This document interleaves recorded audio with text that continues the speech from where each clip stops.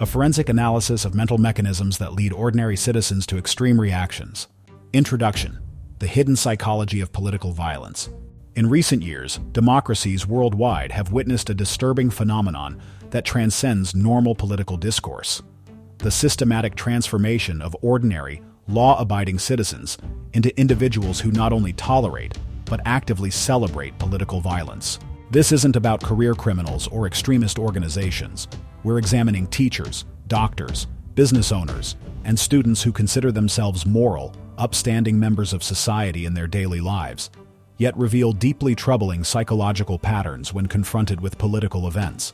What makes this phenomenon particularly chilling from a forensic psychology perspective is its predictability. The same behavioral patterns that emerge in authoritarian regimes throughout history are now manifesting in established democracies, suggesting that the psychological mechanisms underlying political extremism are far more universal and fragile than most people realize. This comprehensive analysis draws from decades of research in forensic psychology, political neuroscience, and historical case studies to understand these mechanisms. We'll explore not just what happens when societies slide toward extremism, but why it happens, how to recognize the warning signs, and what can be done to prevent the complete breakdown of democratic norms. The stakes couldn't be higher. When significant portions of a population lose the ability to recognize the basic humanity of their political opponents, democracy doesn't just face a crisis, it faces extinction. And the transformation happens faster than most people imagine. The Laboratory of Human Nature, Case Studies in Moral Collapse. To understand the psychological gravity of extreme polarization, we need to examine how societies react differently to similar events based solely on political affiliation. This creates what psychologists call a natural experiment in human morality, a real-world laboratory where we can observe how political loyalty overrides basic human decency. The double standard phenomenon. Consider two scenarios that have played out repeatedly across different democracies. Scenario A: government official receives online criticism. Immediate institutional response within hours. Law enforcement mobilized to identify perpetrators. Widespread media coverage condemning the behavior. Unanimous institutional solidarity across government agencies. Public statements defending the official's right to safety. Social media platforms actively monitoring and removing threatening content. Opposition politicians joining in condemnation despite political differences. Scenario B: opposition political figure experiences violence. Days or weeks of institutional silence. Absence of strong official condemnation. Minimization through ambiguous statements like, "Violence is always regrettable." Public celebration by certain political sectors on social media. Media coverage focused on both sides' narratives. Victim-blaming narratives suggesting the opposition figure brought it on themselves. Social media platforms allowing celebration of violence to continue unchecked. The psychological implications. This isn't just hypocrisy, it's evidence of what psychologists call selective moral disengagement. The same individuals who would be horrified by violence against their political allies experience genuine pleasure when similar violence affects their opponents. This represents a fundamental breakdown in the neurological systems that normally regulate empathy and moral reasoning. What's most disturbing is that these reactions occur automatically and unconsciously. Brain imaging studies show that when people view suffering inflicted on political opponents, the areas of the brain associated with empathy and emotional distress show dramatically reduced activity. It's as if the brain literally stops recognizing political enemies as fully human. The forensic psychology of democratic breakdown. From a criminal psychology perspective, this disparity reveals patterns of selective dehumanization that are identical to those observed in societies transitioning toward authoritarianism. What we're witnessing isn't political disagreement. It's the systematic dismantling of the psychological foundations that make democracy possible. The 4 stages of political dehumanization. Forensic psychologists have identified a predictable progression in how societies lose their capacity for democratic governance. Stage 1. Moral disengagement. Initial justification of double standards. They started at narratives become dominant. Gradual erosion of universal moral principles. Increasing comfort with ends justify means thinking. Stage 2. Systematic dehumanization. Political opponents redefined as existential threats. Language shifts from disagreement to elimination rhetoric. Loss of empathy becomes socially acceptable.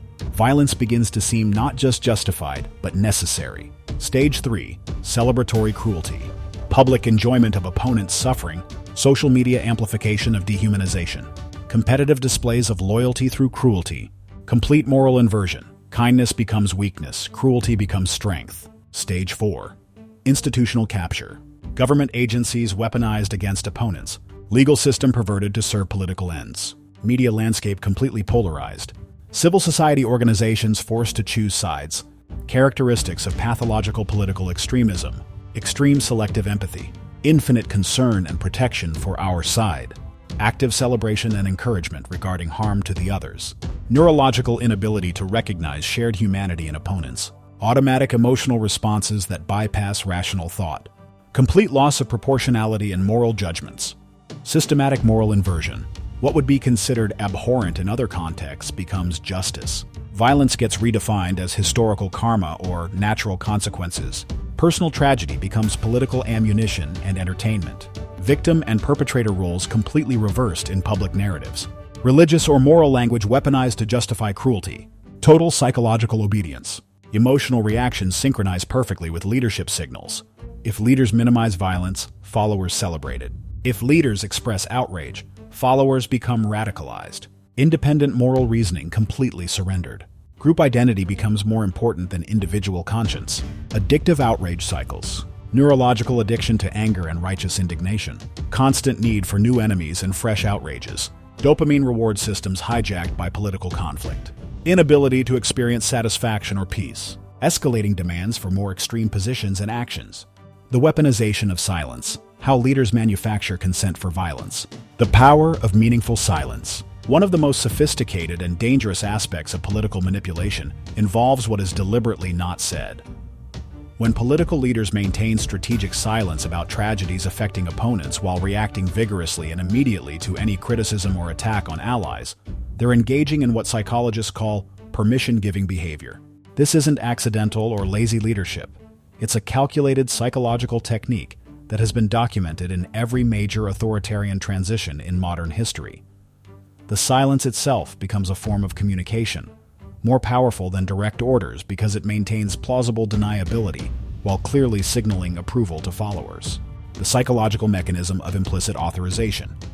The process works through several layers of psychological manipulation. Signal detection. Loyal followers become hypervigilant to leadership cues, interpreting silence as meaningful communication.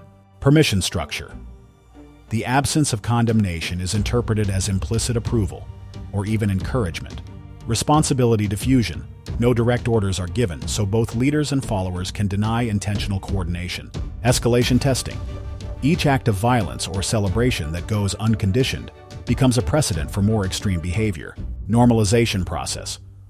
What initially shocks gradually becomes routine, then expected, then demanded. The instrumentalization of historical pain. Perhaps the most morally repugnant aspect of this manipulation is how historical tragedies are weaponized to justify contemporary violence. Past injustices, real ones that cause genuine suffering, become retroactive justification for celebrating new atrocities. The psychological logic of historical weaponization. If they killed our heroes in the past, it's justice when they suffer now. Intergenerational revenge becomes a moral imperative rather than a psychological pathology.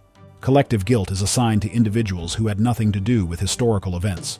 The cycle of violence becomes sacred and unbreakable. Historical memory is selectively edited to maximize current political utility. This process represents a complete perversion of historical memory. Instead of learning from past tragedies to prevent future ones, historical pain becomes a tool for inflicting new pain. The victims of the past are dishonored by using their suffering as justification for creating new victims. Case studies in silence as weapon. Throughout history, we can observe how authoritarian leaders use strategic silence to authorize violence without taking direct responsibility. The escalation pattern. Testing phase. A minor act of violence or intimidation occurs against opponents. Silence phase.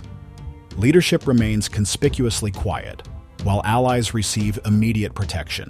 Interpretation phase. Followers read the silence as approval and escalate. Normalization phase. The new level of violence becomes the baseline. Repetition phase. The cycle repeats with increasingly severe acts. This pattern has been documented in every major democratic breakdown in the past century. The silence isn't weakness or indecision. It's a deliberate tool for manufacturing consent, for escalating political violence, while maintaining legal and moral deniability. Deep psychological profiling. The anatomy of political extremists. Beyond common political support, the transformation process. Not all political followers develop these extreme characteristics, but those who do follow a predictable psychological transformation that forensic psychologists can now map with frightening precision. Understanding this process is crucial because it reveals that extremism isn't innate, it's manufactured through specific psychological techniques.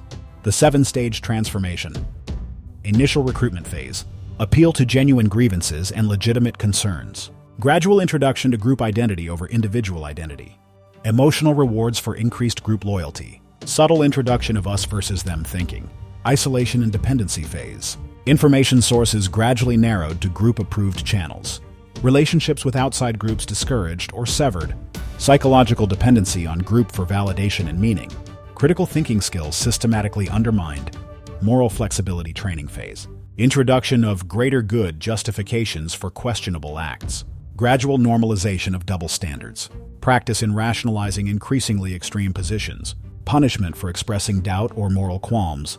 Dehumanization conditioning phase. Systematic removal of human characteristics from opponents. 7. Training in seeing enemies as abstract threats rather than people. Emotional rewards for expressing hatred toward opponents. Punishment for showing empathy toward enemies.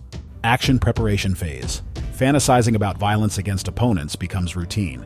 Planning and preparation activities disguised as defensive measures. Celebration of historical violence as heroic and necessary. Complete moral permission granted for any action against enemies. Violence celebration phase. Active enjoyment of opponents' suffering becomes social expectation. Competitive displays of cruelty and indifference. Social media as performance space for demonstrating loyalty through callousness. Complete loss of ability to self-regulate moral responses. Total identification phase. Individual identity completely subsumed into group identity. Inability to conceive of existence outside the group. Willingness to sacrifice family, career, and personal relationships for the group. Complete surrender of individual moral agency to group leadership. Detailed psychological profiles of extreme political supporters. Type 1. The identity-fused extremist. Characteristics. Sense of self completely merged with political figure or movement. Attacking the leader or ideology equals attacking them personally at a biological level. Loss of individual identity becomes the price of belonging and meaning. Cannot distinguish between criticism of ideas and personal assault. Experiences physical stress symptoms when political ideology is challenged. Life narrative completely reorganized around political identity. Neurological markers. Hyperactivation in areas of brain associated with personal threat when political ideas are challenged. Reduced activity in areas responsible for abstract thinking and perspective taking. Stress hormone responses identical to those experienced during physical danger. Addictive patterns in brain chemistry related to group validation. Type 2. The systematic dehumanizer. Characteristics. Political opponents cease being people and become abstract symbols of threat. Complete inability to feel empathy toward designated enemy groups. Neurological capacity for recognizing humanity literally shuts down for opponents. Can maintain normal human relationships within approved groups while being completely callous to others. Views violence against opponents as morally neutral or positive. Neurological markers. Empathy centers of brain show no activation when viewing suffering of political opponents. Same empathy centers hyperactivate when viewing suffering of political allies. Brain scans indistinguishable from those of diagnosed sociopaths when viewing opponent suffering. No stress response or moral conflict when contemplating violence against designated enemies.